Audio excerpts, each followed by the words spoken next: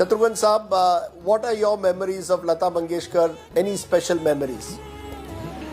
देखिए, मैं कहूँगा हमारे जय महाराष्ट्र की सही मायनों में एक प्राउड बेटी और Bharat Ratna in true sense Lata ji हमारे सारे मुल्क में ही नहीं बल्कि हिंदुस्तान, पाकिस्तान, दुनिया जहान में इतनी पॉपुलर रही हैं, शायद सबसे ज्यादा पॉपुलर रही हैं। और नॉट ओनली दैट, यहाँ पे जितने म्यूजिक डायरेक्टर्स रहे हैं, संगीत के बादशाह हो, नौशाद मियाँ हो, चाहे ये गीत सम्राट हमारे रफी साहब हो, मुकेश जी हो, किशोर कुमार हो, इन तमाम लोगों के एस.डी. बर्मन से लेके और तमाम लोगों के सबसे मनपसंद रही हैं लता मंगेशकर, उसमें तो दो राय नहीं है। लेकिन सबसे बड़ी बात देखी मैंने प्राइम मिनिस्टर्स को, और खासकर हमारे अटल बिहारी वाजपेयी जी जो फॉर्मर प्राइम मिनिस्टर है, भूतपूर्व प्राइम मिनिस्टर है, उन्होंने उनकी लता जी की शख्सियत थी कि लता जी के लिए वो रुक जाते थे, उनका इंतजार करते थे और लता जी के पास खुद चलकर आते थे और बात करते थे। और इतना उनका मान सम्मान था कि मुझे यकीन नहीं आ रहा कि ये लता जी जिनके लिए हमारे माननीय प्रधानमंत्री नरेंद्र मोदी जी भी इतना उनके प्रति उनकी भावना रही है, इतना ख्याल रखा है। उन्होंने उनके जन्मदिन पे जो बधाई दी और सुना है कि आज उनके फ्यूनरल पे भी जा रहे हैं वो, ये बहुत ही ये लता जी की पर्सनालिटी का कमाल रहा। उनके अद्भुत पर्सनालिटी, अद्भुत व्यक्तित्व उनका रहा।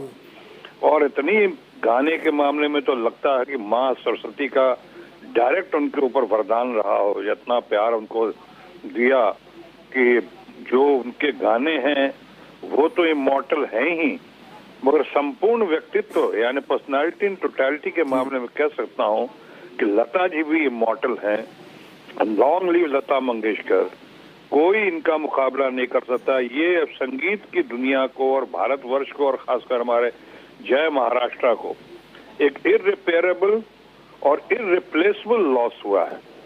ये वाकई उनके बारे में गाथाएं कही जा सकती हैं। शत्रुघ्न सिन्हा साहब, you have any favorite Lata Mangeshkar song? कोई गाना जिसको जब भी आप सुनते हैं या जब भी आप लता मंगेशकर जी को याद करते हैं कहते हैं यार वो गाना?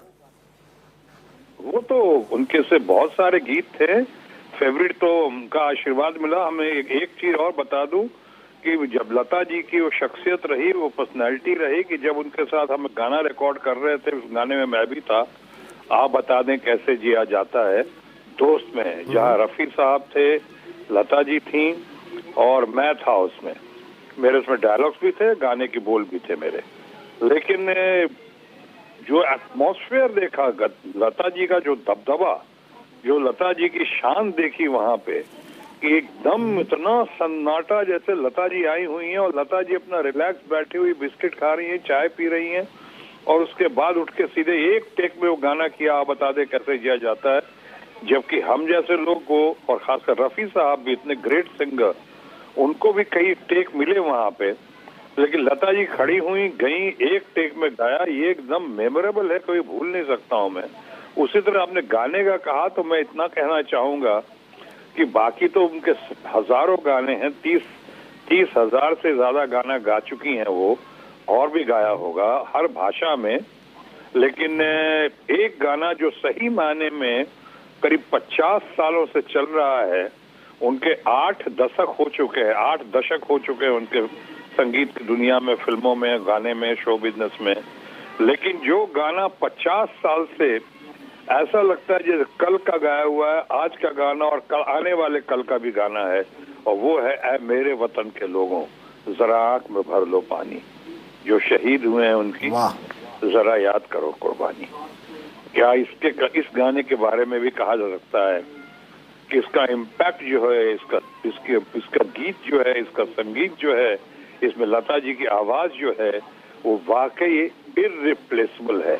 लगता नहीं है कोई और दूसरा गा सकता था, ये लता जी ही गा सकती थी।